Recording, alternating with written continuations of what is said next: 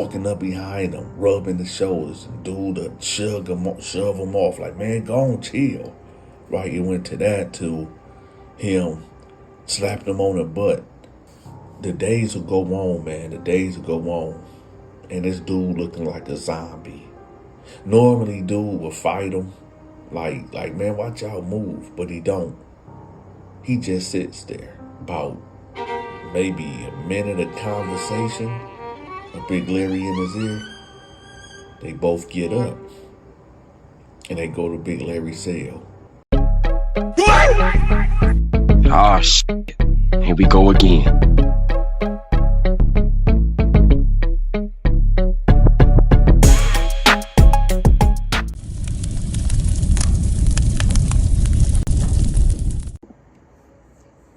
So I'm laying down reading my Bible, and I noticed this dude keep on walking past my cell, like pacing back and forth.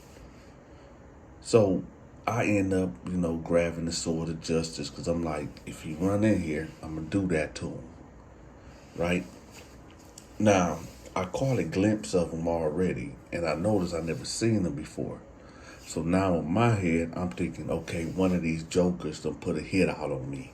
One of these dudes in this unit, didn't have the gall to come at me head on. So they done sent a crash out to come do something to me. So I said, okay, this dude run up in here, I'm going to go ahead and put him down quick, fast, right?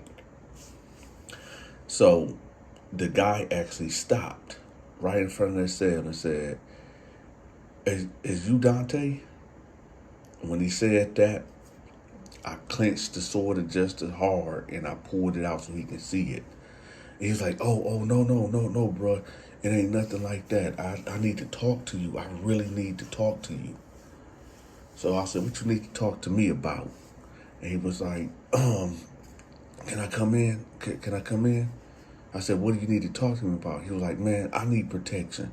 I need protection. I said, oh, all right, come on in. So he came in, I said, sit right there. So he sat on the desk, right? And I hurried up and jumped up. And I put the knife at his neck. And I said, don't move. So I started patting his pockets, patting his waistline. I lifted up his pants legs to make sure he ain't have no knife on him. Because somebody has came at me like that before, that they came smiling and bearing gifts. But then they pulled a knife on me and tried to take my life. So I had to shake him down real quick. And when I realized he didn't have anything on him, I let him live. So I'm like, okay, what's up? He said, listen, Big Larry is trying to make me his prison wife. I said, what? He was like, yeah, Big Larry trying to make me his prison wife. I said, wait. First of all, who are you? He was like, man, my name Terrell. I just got in here 2 days ago. I said, 2 days ago? He said, yeah, on Tuesday. I said, oh, okay, I must have been on a visit. That's why I didn't notice you come up in here. He said, yeah. I said, how you get into it with Big Larry? How did that happen? He said, well, when I got in here, 2 weeks ago when I got in here, because I'm from Unit C, and Big Larry approached me. See, what y'all don't understand, Big Larry work in reception. Big Larry is really, really good with filing things. So he worked hand in hand with the receptionist in the reception center, right? So he sees everybody that comes in. And unfortunately, Big Larry is a predator. Big Larry is a guy that likes other men, especially young white and young black guys, right? And I guess, he just sees something in you and he try to go for it. And I guess he put down on him by giving him 2 bags of Doritos and demanded something else. So I'm like, what happened? He said, well, so when I was in Unit C, this guy came to me. It wasn't Larry, but this guy came to me and he had like a care package that had like 3 honey buns, 3 bags of Doritos, 3 Pepsis, 3 summer sausages, deodorant, shampoo, lotion, Vaseline. And I'm like, who is this coming from? And the guy that gave it to me was like, this dude named Larry said, he looking out for you. He think that you his family or whatever. So I just accepted. I took it, and I ate the food, and I was using the stuff, and I still didn't know who this dude was. And then the next day, he walks into my cell, and he tell me like, "Yo, I was the one that sent you that stuff, and I'm looking out for you. And you need anything, just holler at me." And I did kind of think that was strange because I didn't know him, but at the same time, I was grateful because I don't got no money, I don't got nobody looking out for me or anything, and But long story short, man, I'm here in the yard unit now, and I didn't know that he was here. I said, "Oof!" I said, "Wait, time out. How did you even get put over here?" He said, "Well, just one day, Tuesday morning, they told me to wrap it up, and they transferred me over here." And I said, "Yeah, Larry must have had something to do with that." So he said, "Well, what I supposed to do?" I said, "Well, this is how this will have to go. First, we're going to have to work out, what he gave you. And he gave you a lot of items. But I already know how dude get down. He don't want no commissary. He wants you. So this is what we going to do. You say you ain't got no people outside that's going to help you, right?" He like, "What you mean help?" I said, "Well, I charge for what I do." He was like, "Man, I'll do anything for you, man. I'll do anything for you." I said, "Nah, I got enough soldiers. But, you don't got nobody send you no type of money? Because I charge $100 a week for protection." And he was like, "No, man, I don't got nobody, man. Nobody." I said, "What did you do to get in here?" Because I'm curious. I'm curious. I'm talking to y'all in the audience. I'm curious. Because he was just tall, lanky, skinny guy. Looked like a nerd, right? And I was just curious, what did he do before I even consider, giving this dude any type of protection. So he went on into the story, and he tell me like, look, he said that him and this girl moved into these apartments, and he said that, his girl is real attractive. So he said, naturally, the dudes in that apartment complex, they'd be looking at her. First it was looks, then it was whistles, then it was, trying to holler at her. And he said it got to a point where it was, she couldn't even go to the mailbox without dudes, trying to get at her. So he said one day, they went to the pool, and it's these 3 guys that always just kept gawking at her, didn't even turn away. And then he said when he was out there, in the pool with her, and she got out to, get on the chair to sunbathe, this dude was like, "Man, she got some ASS or whatever." And he said that, he checked. I'm like, "Yo, that's my girl, dude. That's my girl. Chill out." And the dude, he said for whatever reason, because he had the 2 homeboys, pressed the issue, was like, "Man, F that, man. I could F her better than you," and all this and that, right? So he said that he started walking towards the dude, and the other 2 guys got behind like, "What?" So he said, "Okay, y'all got it, right?" So he told him and his girl, "Come on, let's go." So he said, nevertheless, they get to the house, and he tell her like, "Man, you gonna have to start covering up or something, man, because I'm in the hurt one of these dudes. So the chick tell him, like, man, I don't care about them. Yes, I got a nice body and I'm shapely, but I don't want them. I want you. You can't tell me how to dress, man. And he was like, man, you causing me issues, man. And she was like, I ain't causing you nothing, man. I can't help the way I look. So they argued for days, y'all, for about 5 days. So she says, man, I'm about to go to the pool. And he was like, no, you ain't going to the pool, man. She was like, for what? And he was like, no, because it's keep becoming an issue, man. Every time you go outside, it's an issue. So she was like, hey, I'm not no damn prisoner, man. I'm going to go out and go enjoy the pool. So she go get in the pool, right? He can see the pool area from his apartment window. So he sees her, he's watching her go down there to the pool, right? And there's a couple guys down there. And then he see 2 other guys that he got into it with 5 days ago, right? Walking towards the pool. So he just watching. And then he see his girl get out the pool and she's sitting poolside. And 2 of the guys is talking to her. Now it's like 4 guys right there that's talking to her, right? So he said, his blood was boiling and he was like, man, I'm tired of these dudes. I'm so tired of these dudes. So he said he went into his dressing drawer and grabbed that 380. So he said he grabbed his book bag, put the 380 in there, had the clip in there, had it racked, everything ready to go. Nevertheless, he goes downstairs and he started walking to the pool area. So then there's a guy that's walking past and he was like, yeah, your girl a hoe.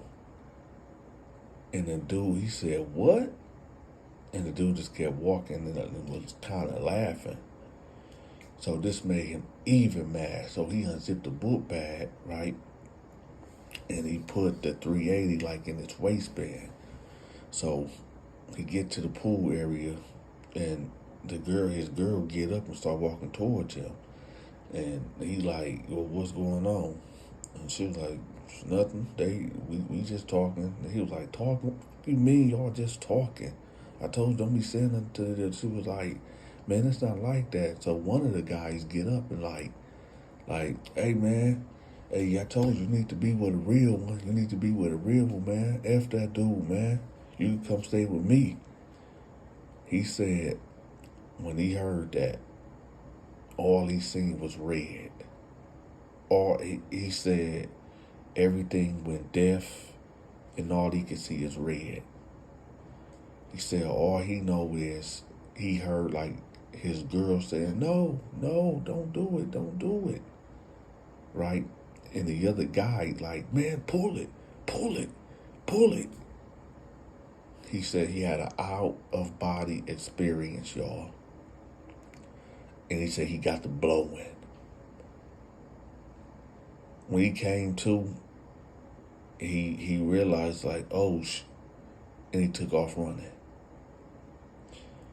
He not only did he hit the guy that, I guess, I don't know, wanted to be super hard, super tough. Not only that he hit him, but he hit 2 other people that had nothing to do with this situation, y'all. Nobody lost their life. Thank God. Nobody lost their life. But one of these people that got hit, well, they end up getting paralyzed from the neck down. When everybody was running, one of the bullets struck somebody in their vertebrae, right in their back, paralyzed them for life. So now he's in here with us, with me, asking for protection from Big Larry. They gave this boy 48 years, y'all. 48 summers, 48 winters, 48 spring times, 48 falls, 48 calendar years for what he did. So there should be no surprise, y'all, that baby girl that he bust for, she left him. She left him literally, she really checked out that day. She testified on him. Ain't that a trip? But anyway, so I'm like, dang. I said, okay, well, all right, whatever. So I said, man, listen, you ain't got nobody that can send you some money? He was like, no, man, I don't. I don't. But I'll do anything for you, man. I'll do anything for you. I said, listen, you took it, man. You did it. I mean, that's that man prison hustle. You know, that's what he do. But I mean, at the same time, you didn't know. He's like, yeah, bro. So I mean, what should I do? What should I do? I need your protection. I said, listen. Honestly, I don't work that way, man. I got a team that I gotta feed. It ain't just me. You know, if it was just me, then I mean, I'm sure I can find something for you to do. You know, cleaning my cell. You know, if you could making my food. You know, whatever. But it's just not me, man. I got a crew that, you know, they need to get straight to. I don't know, bro. I don't know it. So I said, listen, you got any money on you? Any type of money? Anything? Any commissary? He said, yeah. I got like $40 or whatever. I said, okay. I'll tell you what. I can't protect you, but I can give you something. He said, give me what? I said, send me $20, right? Send me $20, and I'm gonna get you a knife. He was like, a knife? I said, yeah, because I can't do nothing for you. He was like, man, but I said, listen, I'm gonna get you a knife, and what you do with it is gonna determine how the rest of your bid is gonna be, man. You got 45 years. You got 45 years. There's no cameras in the shower. There's no cameras right here under these stairs. When Big Larry go to the shower, go hit him up. Go hit him up. When Big Larry, when we going out to the yard and coming from the yard, man, there's no cameras right there where the door at, where the stairs at. Hit him up. He was like, nah, man, I don't think I can do that, man. I don't think I can do that, man. I never, man, prior to me, you know, shooting them dudes, man, I never really been into no real altercations, man. I can't stab him, man. I said, man, listen, you are in prison, dude. You got 45 years. What you mean you can't? Let me tell you something. I can't do nothing for you. I can't do nothing. Matter of fact, get out my cell. Because you seem like you the type that'll tell the guards that, oh, I got the knife from Donta. Donta gave me the knife. I said, get up out my cell, man. Don't ever come back or I'm going to do something to you. So he was like, but bro, it ain't like that. I just need your help. I said, get the fuck out my cell before I kill you. So he got up and he walked out the cell. Now, I know some of y'all cats out there going to be like, oh, Donta, that was wrong, man. Why you ain't protect him? So what I supposed to do, y'all? What I supposed to do when my crew is like, yo, Donta, we taking charity cases now. We putting our lives on the line to go to war and check dudes over other dudes, and we supposed to do this for free? You see what I'm saying, y'all? Everybody ended up in prison for one reason or another, right? I didn't tell this dude to take his 380 and go to the pool and get the bussing, right? I didn't tell this dude to not to be hip. I mean, I'm pretty sure everybody, and if you haven't, everybody should know if somebody approach you in prison trying to give you free things that you do not accept it, right? You would think that. Well, I guess this is the reason why I have to keep telling y'all these type of stories. So eventually somebody will get hip to the game and know what you do and what you don't do in prison. And this is why I tell these stories. Because either I don't know if dude was just desperate and just took the gifts from Big Larry Messenger. I don't know. I don't know what the real circumstances is. But I do know this though. Why would I intervene in somebody else's business, right? Where somebody else already got what they... I always tell y'all this. I cannot tell another man how to program. I tell y'all this all the time. I cannot tell another man how to program. But y'all want me to tell another man how to program. Y'all want Dante to be Captain Saver, right? So what happens if I intervene, right? And I let my crew know, like, yo, he under our protection, y'all. If Big Larry try to do something to him, we gon' do something to Big Larry. And then what if one of my guys get poked up, or if I get poked up, right, and sent to the hospital or the graveyard? Then what? It's too much risk involved. But I know one thing though. My crew, when it comes to that mighty dollar bill, we are ready and willing to go to war.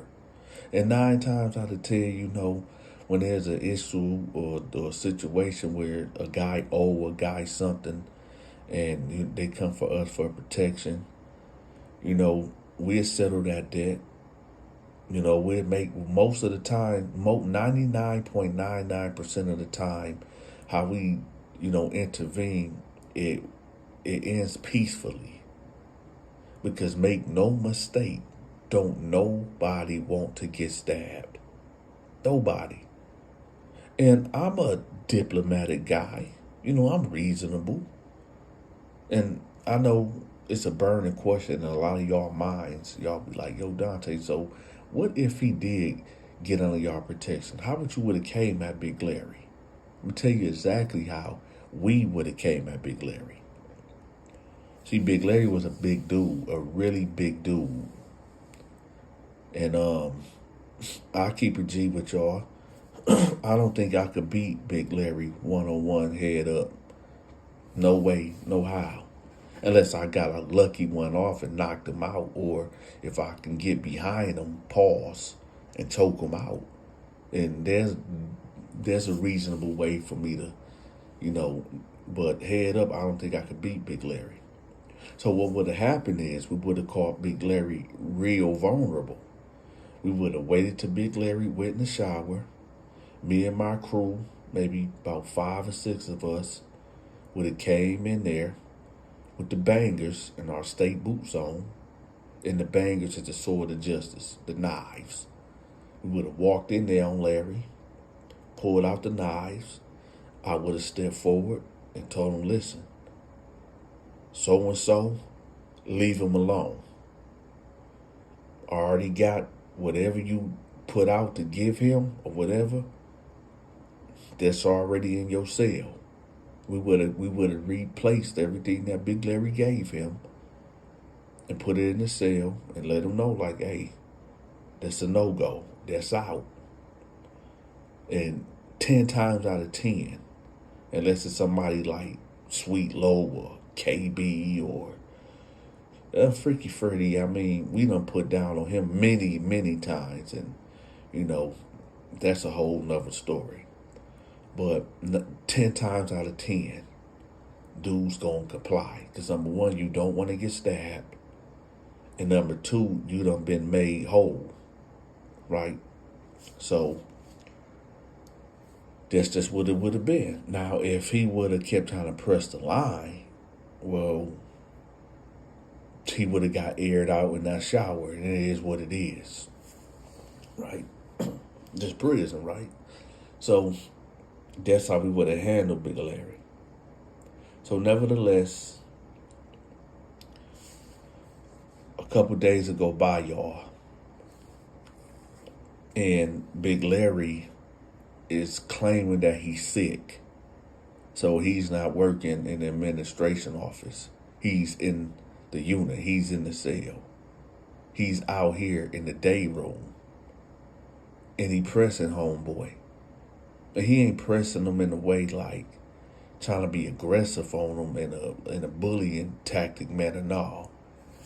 He pressing him in a way of like a man that's thirsty of seeing a woman and trying to get with a woman. And every morning I hear him, "Hey, beautiful. How you doing, beautiful?" In the evening, "Hey, beautiful. Hey, beautiful. Oh, I like you. I want to do this to you. I want to do that to you." Y'all know what this called? He running a sex play on him. By just keep talking to him, trying to wear down his emotional state, trying to wear down his will, right? He's trying to dominate him and insert himself in every aspect of this dude's life. Pause. He's trying to break this dude's will down. "Hey, girl," whistling at him. Now it went from him running a sex play on him by talking to him. Now he's walking up behind him, rubbing the shoulders, and dude to shove him off like, "Man, go on, chill." Right? It went to that, to him slapping him on the butt. And that's another thing, y'all. I don't understand these NBA players. I don't understand these athletic dudes that be playing these sports, that be slapping dudes on the butt, man. Who does that? Man, pat me on my shoulder. Give me a dap, a handshake. You know what I'm talking about? Don't you slap me on my ass, bitch, I'm punching you in your mouth.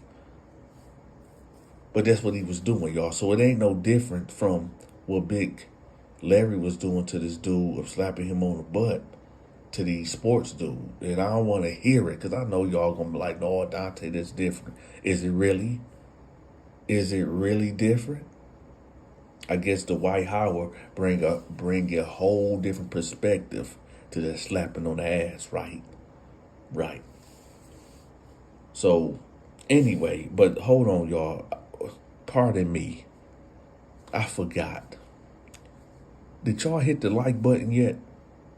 Because I feel like y'all didn't. But nevertheless, make sure y'all hit the like button. Also, there's a woman that's telling phenomenal stories, y'all, by the name of Stacy Storytime. We need to get over there and show her some love. You know what I'm talking about? I'm going to have her channel pinned at the top of the comment section. All right, so y'all make sure y'all go over there and go show her some love. Now, the days will go on, man. The days will go on. And this dude looking like a zombie.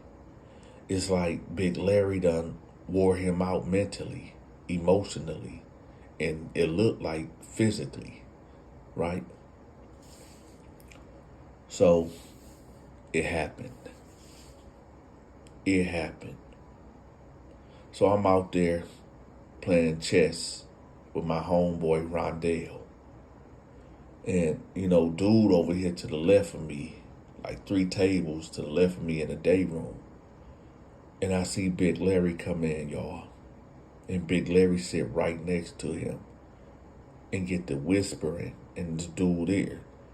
Normally, dude will fight him. Like, man, watch y'all move. But he don't. He just sits there. He just sits there. And I said, "Oh, man." So I kicked Rondell under the table with like motion to look over there. In about maybe a minute of conversation, a Big Larry in his ear, they both get up and they go to Big Larry's cell. And Big Larry put up a white sheet. Now, I don't know what happened in there. I don't even want to think about or try to assume or even try to imagine what happened in that cell. All I know is this. Dude was in that cell for at least 30 minutes. And well, let me tell y'all something. The whole moral of this story right here, it's a lot of morals of this story. I mean, we can go all the way back to the street before he got locked up. Yes, you're supposed to protect your queen, protect your woman, right? But ladies, I need for y'all to pay attention too. Never put your man in a situation where, he can get locked up or get his life taken. You got to check out the environment. And the environment they was in is a lot of these thirsty dudes that was real disrespectful and trying to get at her. And, unfortunately, dude had to pay the price. And I know y'all gonna say, well, she should have the freedom to go to the pool without getting harassed. But hey, this is just what it is, man. This is just what it is. Because on the flip side, now homeboy is in here doing 45 years and she cut him off, right? And he just got his manhood allegedly taken. So it's like, was it worth it? The second moral of the story is that if you go to even jail, even to the county, if somebody come to you, right, giving you all this food and hygiene and so-called looking out for you, and you don't know that person in real life, man, you better turn that down. You better turn it down. Because ain't nothing, I repeat, there is nothing for free in prison. Not even Donta Protection Services is free. You gotta have that bread. And some of you cats be talking about, oh, Donta, you wasn't running no protection scheme. You was running the extortion. No, I didn't. I never approached anybody with putting down on them, telling them you gonna pay me and my homies to live. No, it was quite the opposite. Now I have approached people and, that looked like they was vulnerable or they looked like they were scared and looked like they really need protection. And I offered them just like out of business, marketing. I didn't go in there with a knife talking about, man, you gonna pay me for protection. No. I go in there and tell them, like, listen, this is how this is. If you want to have a smooth ride and don't have to worry about the prison politics and worry about, people trying to get at you, pay me this fee and I got you. You ain't got to worry about nobody trying to press you, take something from you, none of that. And if they say no, well, then, hey, I wash my hands. I'm not coming back and having my boys go rob them or nothing. No, we don't do that. So, hey, it is what it is. Again, y'all, make sure y'all hit the like button. Make sure y'all go over there to Stacy Storytime and show her some love. Like I said, I have her channel pinned at the top of the comment section. And with that, y'all, I'm gone.